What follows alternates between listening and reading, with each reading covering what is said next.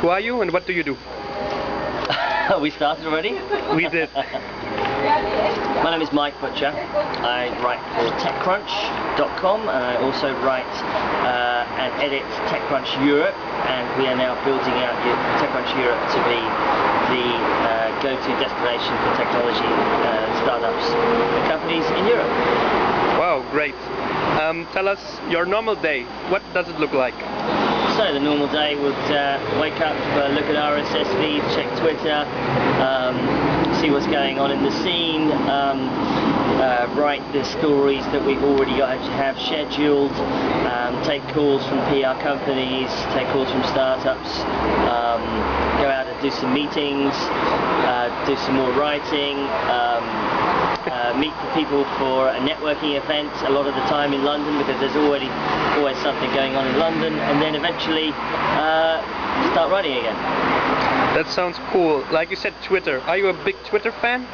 Yes, I am, and Twitter, to be honest with you, is a bit like my radar now. Radar is, you know, what's going on, and that's what Twitter is for me.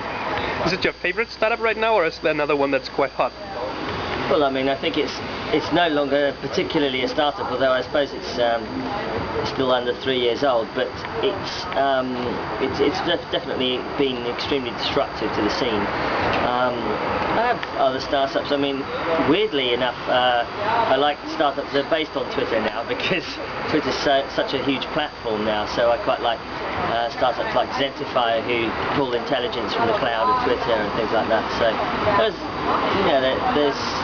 one of the issues that's going on, and I think you're going to ask me maybe what some of the trends are. Let me preempt that by saying that I think that one of the big trends, of course, is social media and social networks. But what nobody has really cracked is getting real intelligence out of your social network. So anything that comes along which actually gives you what's going on and gives you real intelligence from what's happening inside your network is extremely important. That's what I would say. Do you know any German startups? I do know some German startups, but I'm more. Periodically I'm sort of parachuted into the scene, because obviously covering Europe, we also cover sort of France and Scandinavia and Spain or Italy or etc. So, and certainly increasingly other places. So, but certainly in Germany, I would say, you've got Hyoji, Tokstar, StudiVZ obviously is huge. I mean, not necessarily a startup, obviously StudiVZ, but certainly very big and important and influential. And I think one of the interesting things about German startups generally is that there is a huge cradle of innovation going on, especially in places like Berlin, which very much speak to the sort of European experience, because Europe is going through a huge economic change right now, and it's places like Berlin, and I think Berlin is really sort of the epitome of this right now. Is that it's cheap. Bless you. Sorry. It's cheap to start up. It's cheap to create things. It's cheap to hire people. So you can get a huge amount of creativity into some of the ideas that you do. And then if you can scale it, of course, you can go places. Quite a few people say that Germany is only doing copycats. Is that true? And if, why? Well, I mean, I think there was a New York Times article a few years ago which basically tarred Germany with that brush, and I think it's been extremely unfair. There are copycats everywhere. What was Plurk? What was Pounce? These were copycats of Twitter, but they called them in Silicon Valley iterations. So one man's iteration is another man's copycat. That's basically crap. But yes, of course, there are copycats. There are people who totally rip off other people's ideas. That's the nature of the internet business. But there are also people who iterate and also create new things on top of other platforms. And I think if you can come up with an idea which is better than the other person, then what the hell? History is written by the victors eventually. What's the, in your opinion, biggest difference between Europe and US when it comes down to internet startups? Well, I think there's a thing called the United States of America, and they had the very good fortune of becoming united and becoming one country in sort of the late 18th century.